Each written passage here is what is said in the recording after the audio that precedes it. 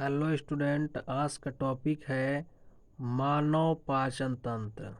तो आज हम लोगों को अध्ययन करना है मानव पाचन तंत्र में कौन कौन से अंग आते हैं और मानव पाचन तंत्र किसे कहते हैं, ये क्या होता है।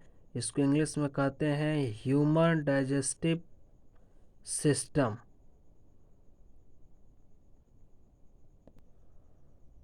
तो ये है मानव का डाइजेस्टिव सिस्टम।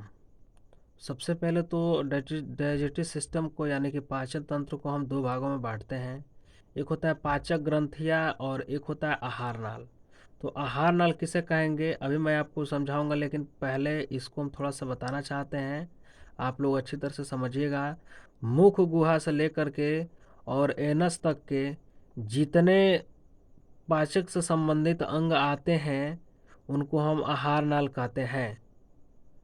और लार ग्रंथियाँ जो ग्रंथियाँ जो होती हैं, जो पाचक ग्रंथियाँ होती हैं यानी कि पाचन प्रक्रिया में भाग लेने वाली वह ग्रंथियाँ जो निम्न पदार्थों का सेक्रेशन कर पाचन प्रक्रिया में भूमिका अदा करती हैं, उसे हम डाइजेस्टिव डाइजेस्टिव ग्रंथियाँ कहते हैं, जो ये निम्न प्रकार की होती हैं। मैं एक एक करके मैं समझाऊंगा, आप लोग धैर्य रखिएगा, मैं एक एक करके बताऊंगा।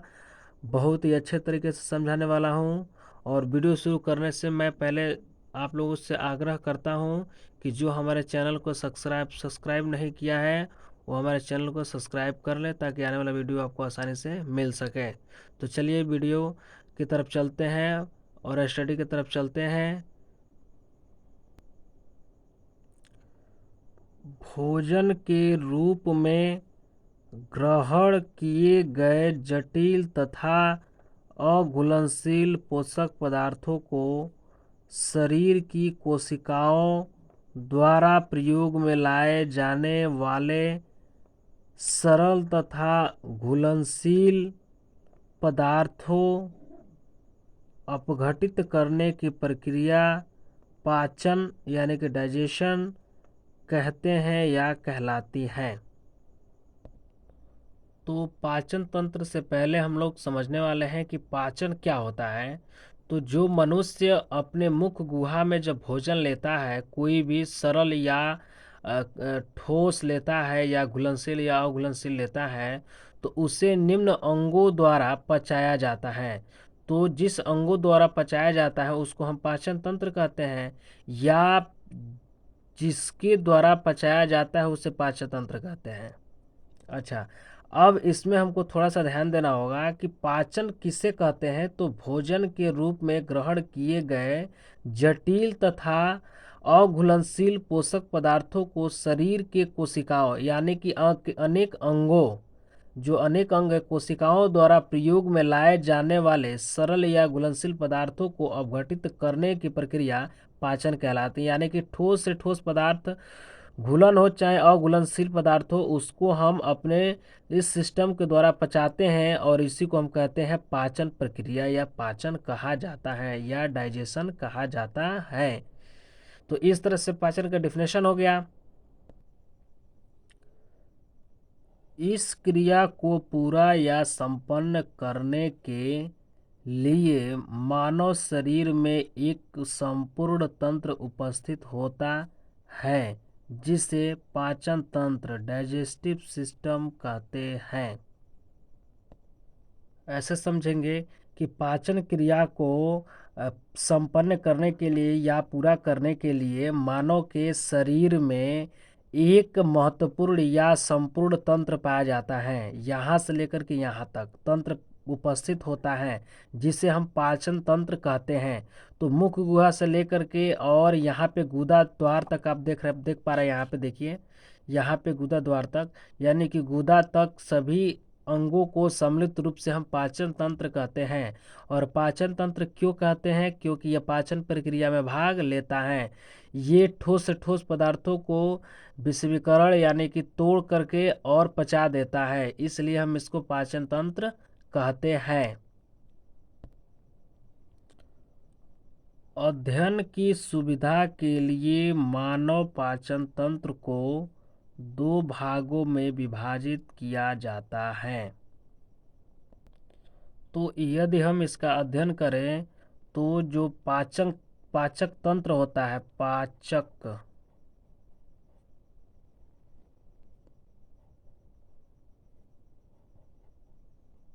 जो पाचक तंत्र होता है, डाइजेस्टिव सिस्टम होता है, इसको अध्ययन करने के लिए हम दो भागों में इसको बांटते हैं।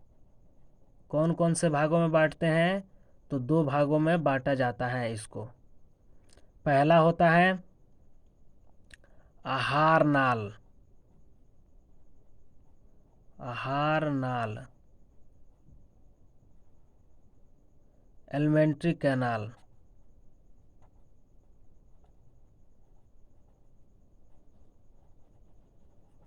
Alimentary canal.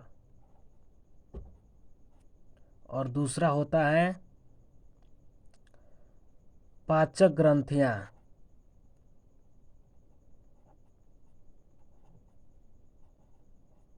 पाचक ग्रंथियां।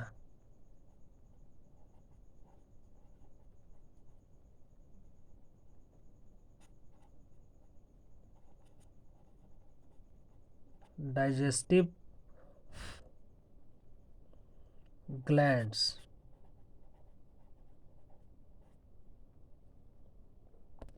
तो यहाँ पे हम देख पा रहे हैं कि जब पाचन तंत्र का, जब डाइजेस्टिव सिस्टम का, डाइजेस्टिव सिस्टम, जब हम डाइजेस्टिव सिस्टम का जब अध्ययन करते हैं तो इसको हम दो भागों में विभक्त करते हैं। पहला अभी बताए हैं आहार नाल। आहार नाल में इसको विभक्त करते हैं, इसको इंग्लिश में कहते हैं एलिमेंट्री कैनाल। इसको हम बोलते हैं एलिमेंट्री कैनाल, इंग्लिश में बोलते हैं। दूसरा होता है पाचक ग्रंथियां। पाचक ग्रंथियां, और इसको इंग्लिश में कहते हैं डाइजेस्टिव ग्लैंड्स। थोड़ा सा ध्यान देना होगा स्टडी करते समय। पाचक ग्रंथि, पाचन तंत्र को हम दो भागों में बांटते हैं, आहार नाल और पाचक ग्रंथियां। आहार नाल क्या होता है? अभी बताया है कि जो मनुष्य का जो मुख होता है, मुख गुहा से लेकर के और एनस तक, मुख गुहा से लेकर के और एनस तक के सभी अंगों को सुचारू रूप से हम, सभी अंगों को सुचारू रूप से हम क्या कहते हैं? तो आहार नाल कहते हैं। इस तरह से ये हो जाता है आहार नाल कहते हैं। मुख गुहा से लेकर के एनस तक की सभी पाचन प्रक्रिया में भाग लेने वाले अंगों को हम पाचन तंत्र कहते हैं, या डाइजेस्टिव सिस्टम कहते हैं, या फिर आहार नाल कहते हैं। तो पाचन तंत्र को हम दो भागों में बांटते हैं, आहार नाल यानी कि मुख गुहा से लेकर के और एनस तक, एनस तक जो यह नाल होते हैं, इसको हम आहार नाल कहते हैं। दूसरी बात है यहाँ पे कि पाचन तंत्र का दूसरा भाग क्या होता है? तो पाचक ग्रंथियां होती हैं। पाचक ग्रंथियां का मतलब ये हुआ कि पाचन प्रक्रिया में भाग लेने वाले ग्रंथियां को हम पाचक ग्रंथियां कहते हैं। क्यों कहते हैं? क्योंकि ये ग्रंथियां अंतः या बाह्य स्रावी या अंतः बाह्य दोनों स्रावी मिक्स ग्लैंड्स हो सकती हैं, जो निम्न पदार्थों का स्रावण करती हैं। जैसे कि ये निम्न एंजाइमों का स्रावण करती हैं, रासायनिक पदार्थों का स्रावण करती हैं, जिससे विषमीकरण पदार्थों का विषमीकरण यानी कि इजेशन किया, छोटा छोटा भागों में तोड़ा जाता है, विषमीकरण किया जाता है, और विषमीकरण करने के बाद जो है उसको अच्छी तरह से पचाया जाता है इस आहार नाल के अंदर। तो इस तरह से पाचन प्रक्रिया में हम पाचन तंत्र को दो भागों में बांटते हैं, आहार नाल और पाचक ग्रंथियां। तो चलिए इसके बारे में पढ़ते हैं। सबसे पहले अध्ययन करेंगे हम आहार नाल के बारे में। तो चलिए आहार नाल के बारे में पढ़ते हैं। देखिए आहार नाल, इसको इंग्लिश में कहते हैं एलिमेंट्री कैनाल।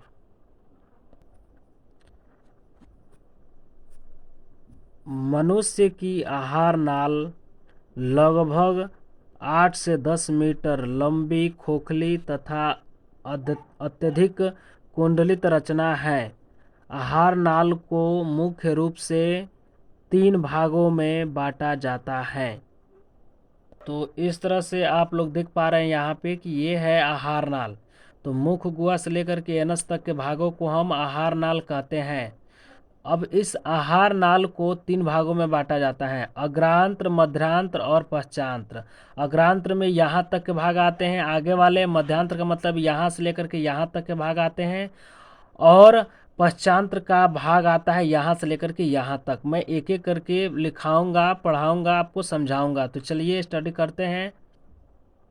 तो आहार नाल में पहला आता है अग्रांत्र क्षेत्र, इसको इंग्लिश में कहते हैं फॉरगट आर या स्टोमोडियल रीजन क्षेत्र कहा जाता है, यानी कि अग्रांत क्षेत्र कहते हैं। आहार नाल का जो पहला भाग होता है उसे अग्रांत क्षेत्र कहते हैं। देखिए, इस भाग के अंतर्गत मुख गुहा, ग्रसनी और ग्रास नली आदि अंग आते हैं। तो आहार नल का पहला जो भाग होता है उसको अग्रांत्र कहते हैं, यानी कि यहाँ से ऊपर की तरफ अग्रांत, यहाँ से लेकर के और यहाँ से लेकर के और यहाँ तक अग्रांत्र पाया जाता है। अब अग्रांत्र में कौन कौन से अंग आते हैं, तो पहला बताया गया मुहा, मुख गुहा, यानी कि मुंह है, ये देखिए ये मुख है, मुख गुहा ये है, ये अंदर वाला भाग मुख गुहा है, दिखाई दे रहा है आपको, ये मुख गुहा है। और मुख गुहा के अंदर लाल ग्रंथियाँ वगैरह पाई जाती हैं, जो अभी आपको ग्रंथियाँ में बताया जाएगा। अच्छा, इसके बाद ग्रासिका आता है। ग्रासिका का मतलब कि ग्रसनी और ग्रास नली। ये ग्रासिका के 2 भाग होते हैं, ग्रसनी और ग्रास नली। तो मैं ये बताना चाहता हूँ कि आहार नाल का जो अग्रंथ भाग होता है उसमें 3 जो है अंग आते हैं।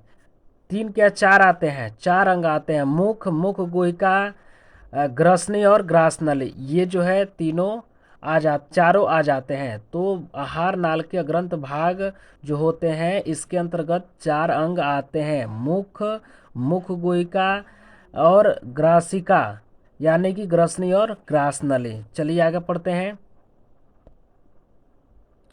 दूसरा होता है मध्यांत्र क्षेत्र, इसको इंग्लिश में कहते हैं मिडगर्ड आर या मेटेंसेंस रन रीजन। इस क्षेत्र के अंतर्गत अमाशय यानी कि स्टोमक और आंत आते हैं। तो आहार नल का जो दूसरा भाग होता है उसमें आते हैं अमाशय और आंत आ जाते हैं। दूसरे भाग में अमाशय और आंत आते हैं। तो इस तरह से हम देख पा रहे हैं कि पहले भाग में आपको बताया गया कि मुख गुहिका, ग्रासिका ये भाग पाए जाते हैं अग्रांत्र में, और मध्यांत्र में पाए जाते हैं अमाशय और छोटी आंत, यानी कि आंत पाए जाते हैं। तो ये मध्यांत्र भाग में आते हैं। यहाँ से ये अग्र भाग है, ये मध्य भाग है और ये पश्च भाग है। तो यहाँ से मध्य भाग में आते हैं ये अमाशय, और यहाँ पर दिखाई दे रहा है आपको आंत, और ये जो कोलन है ये आता है मध्यांत्र में। मैं अभी आपको बताऊंगा। चलिए स्टडी करते हैं।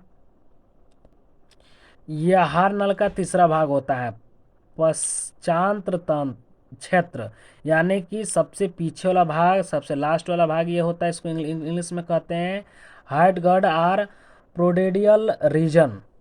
यह आहार नाल एलिमेंट्री कैनाल का पश्च भाग होता है। इस भाग के अंतर्गत बृहदांत्र यानी कि कोलन, बड़ी आंत, मलाशय रेक्टम जहाँ मल इकट्ठा होता है, गुदा जहाँ से मल को बाहर निकालते हैं उसको हम गुदा कहते हैं, या गुदा द्वार, नलिका आते हैं। तो आप लोग यहाँ पे देख पा रहे हैं कि जो मध्यांत्र हो गया भाग, अब पश्चांत्र भाग में आती है आपकी कोलन, बृहदांत्र, बड़ी आंत आ जाती है इसमें, और इसके बाद आता है आपका मलाशय। ये मलाशय भाग है, जो मोटा वाला जो भाग दिखाई दे रहा है ये मलाशय है, और ये जो भाग दिखाई दे रहा है ये गुदा है, और ये गुदा द्वार है, ये गुदा है और ये गुदा द्वार है। अब ये गुदा द्वार द्वारा मल को बाहर निकाल दिया जाता है, यानी कि बड़ी आंत में आ जाता है, बड़ी आंत से मलाशय में आता है, मलाशय से गुदा में आ जाता है और गुदा द्वार से बाहर इसको निकाल दिया जाता है। तो पश्चांत्र में, आहार नाल के पश्चांत्र भाग में बड़ी आंत यानी कि बृहदांत्र, इसको कोलन भी कहते हैं, कोलन आता है और मलाशय आता है जहां मल इकट्ठा होता है। उसके बाद गुदा आता है और गुदा द्वार से बाहर निकल जाता है। तो इसके अंतर्गत आहार नाल के अंतर्गत बृहदांत्र, कोलन और गुदा द्वार और मलाशय आता है। तो चलिए आगे की तरफ अध्ययन करते हैं।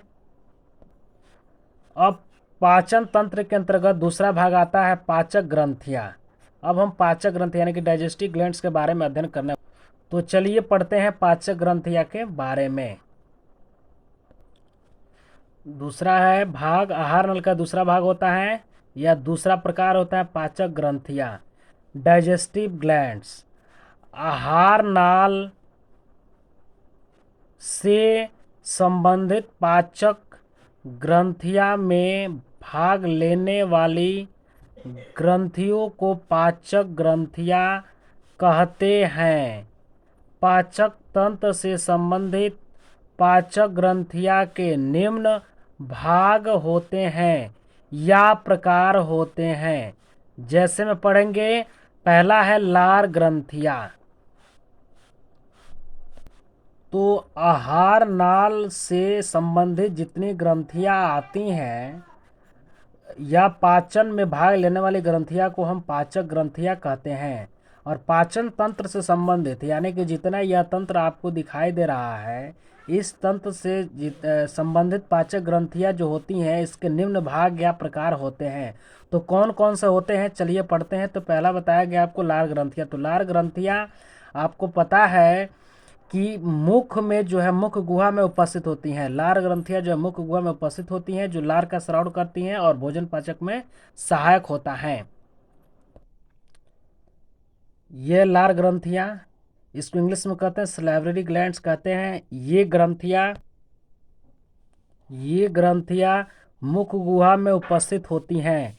ये लार का स्रावण करती हैं, जो भोजन पाचन में सहायक होता है।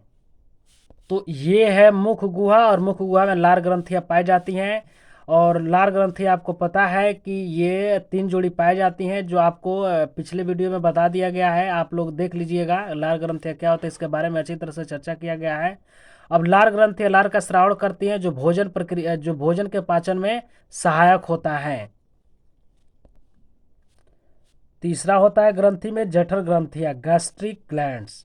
ये ग्रंथियां निम्न होती हैं, जो अमाशय में उपस्थित होती हैं। जठर ग्रंथियां जठर रसों का तथा HCl यानी कि हाइड्रोक्लोरिक अम्ल का स्रावण करती हैं, जो कठोर खाद्य पदार्थों को पचाने में सहायक होता है। तो जठर ग्रंथियां जो होती है वो अमाशय के अंदर, मतलब इसके अंदर उपस्थित होती हैं और ये गैस्ट्रिक रस का स्रावण करती हैं, यानी कि गैस्ट्रिक जूसों का स्रावण करती हैं, जैसे कि HCl हाइड्रोक्लोरिक अम्ल का स्रावण करती हैं। और यहाँ पे कठोर से कठोर पदार्थों को पचाया जा सकता है, क्योंकि यहाँ पे HCl हाइड्रोक्लोरिक अम्ल का स्रावण होता है, जो कठोर से कठोर पदार्थों को विषमीकरण कर देता है, यानी कि तोड़ फोड़ कर देता है, उसको अच्छी तरह से पचाने का कार्य करता है। तो इस तरह से जठर ग्रंथियाँ कहाँ पाई जाती हैं, तो अमाशय में उपस्थित होती हैं। ये निम्न होती हैं। जब अमाशय का अध्ययन करेंगे तो इसमें अमाशय के अंदर पाए जाने वाली ग्रंथियों का भी चर्चा किया जाएगा, ये आपको अगले वीडियो में मिलेगा। अब पाचक संबंधित से ग्रंथियां, तीसरी ग्रंथियां है आंतरीय ग्रंथियां, इंटेस्टाइनल ग्लैंड्स। ये ग्रंथियां आंत में उपस्थित होती हैं, जो आंतरीय रस का तथा श्लेष्म का स्रावण करती हैं, जो भोजन को पचाने में सहायता प्रदान करता है। तो यहाँ पे देख पा रहे हैं कि जो आंतरिक ग्रंथियां होता है वो आंत में पाई जाती है, यानी कि छोटी आंत में और बड़ी आंत में पाई जाती हैं। इसके अंदर ये ग्रंथियां उपस्थित होती हैं, जो आंतरिक रस का स्रावण करती हैं, जो भोजन प्रक्रिया के पाचन में भाग लेती हैं, उसको पचाने में सहायक करती हैं, अनेक रासायनिक पदार्थों का और एंजाइमों का स्रावण करती हैं।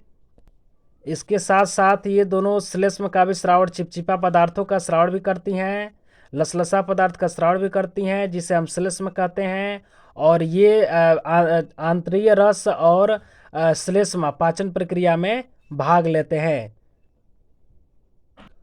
पाचन ग्रंथि का चौथा प्रकार होता है या भाग होता है यकृत अर्थात लीवर। इससे सभी लोग वाजिफ है। यह शरीर की सबसे बड़ी ग्रंथि होती हैं।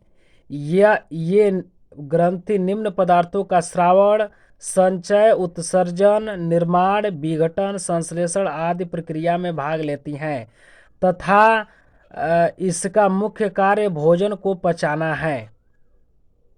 देखिए, ये है लीवर। यह एक प्रकार की ग्रंथि है जो निम्न पदार्थों का श्रावण करती हैं और इसके साथ साथ पदार्थों को संचय इकट्ठा करके भी रखती हैं और पदार्थों को बाहर भी निकालती हैं और निर्माण भी करती हैं। कई पदार्थों का निर्माण भी यहाँ पर होता है, विघटन भी करती हैं, तोड़फोड़ भी करती हैं और सिंथेटिक संश्लेषण का भी श्रावण करती हैं, यानी कि दो रासायनिक पदार्थों को मिलाकर के एक नया पदार्थ का भी निर्माण करती हैं। और इसका मुख्य कार्य होता है भोजन प्रक्रिया में भाग लेना, यानी कि भोजन को पचाना। तो यह एक प्रकार की ग्रंथियां है और मनुष्य शरीर की सबसे बड़ी ग्रंथि यकृत को कहा जाता है। तो यह मनुष्य शरीर की सबसे बड़ी ग्रंथि यकृत अर्थात लीवर होता है। अब पांचवा भाग होता है अग्नाशय, पैनक्रियाज। ये ग्रंथि मिश्रित ग्रंथि होती हैं जो अंतःस्रावी और बाह्यस्रावी होती है। ये निम्न रासायनिक पदार्थों का स्रावण करती हैं, जैसे ट्रिप्सिन, अग्नाशयी रस, इंसुलिन, हार्मोन, ग्लूकेगान हार्मोन आदि। यहाँ पे देख पा रहे हैं कि ये अग्नाशय भी एक प्रकार की ग्रंथि है जो भोजन के पाचन प्रक्रिया में भाग लेती हैं, निम्न पदार्थों का श्रावण करती हैं। ये निम्न रासायनिक पदार्थों का श्रावण करती हैं। एक बात इसका स्पेशल है कि यह अंत और बाह्य स्रावी दोनों होती है। इसके आंतरिक भाग से भी श्रावण होता है, इसके बाहरी भाग से भी पदार्थों का श्रावण होता है। तो इस तरह से इसको हम मिक्स ग्लैंड या मिश्रित ग्रंथि भी कहते हैं। ये अनेक रासायनिक पदार्थों का श्रावण करते हैं, जैसे मान लीजिए ट्रिप्सिन। तो ट्रिप्सिन जो है कई पदार्थों को पाचन में भाग लेती हैं। अग्नाशयी रस जो ये भी भोजन में पाचन का भाग लेती हैं। इंसुलिन, यह भी जो है सेक्रेशन होता है अग्नाशय से ही। और ये हार्मोन एक प्रकार का है, इंसुलिन हार्मोन है जो शरीर को नियंत्रित करता है। ग्लूकेगान हार्मोन है एक प्रकार का जो ये भी शरीर के नियंत्रित और नियंत्रण में कोऑर्डिनेशन में भाग लेता है। तो इस तरह से अग्नाशय भी एक प्रकार की ग्रंथि है जो हमारे शरीर में उपस्थित होती हैं और ये पाचन ग्रंथियाँ में भाग लेती हैं और ये पाचन से संबंधित होती हैं। तो आप लोगों को आज का वीडियो कैसा लगा कमेंट बॉक्स में जाकर बताएं और जो हमारे चैनल को सब्सक्राइब नहीं किया है सब्सक्राइब कर ले ताकि आने वाले वीडियो आपको आगे मिल सके, आसानी से मिल सके। और हमारे वीडियो को ज़्यादा से ज़्यादा अच्छा लगे तो शेयर भी करें, शेयर करना ना भूलें। जय हिंद, जय भारत।